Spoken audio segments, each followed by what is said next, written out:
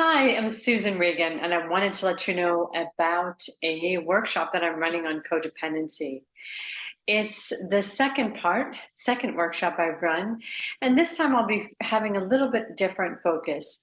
One of the things that I really welcome you in is joining me in the workshop and bringing with you any questions that you have about your own codependent tendencies. One of the things that I find in the groups that I run is that people get really stuck with their unhealthy patterns in relationship. And codependency encapsulates some unhealthy dynamics in relationships that are easy to note and observe and change. I approach this topic in a non-judgmental way because I know it brings a lot of stress. And mainly, I look at it as a coping skill that developed in your childhood. It was the way that you could survive by actually focusing on other people and what they needed for survival. So we look at what and how did that coping skill serve you? And how do you do it?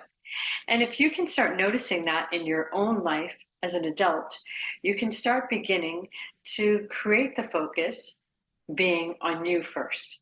And so I am looking forward to giving you a bunch of educational material and also some material that you can relate to right on the spot and make changes in your own life immediately. So don't hesitate to click the link below, ask questions if you have them. Otherwise, I'll see you in the workshop. Bye for now.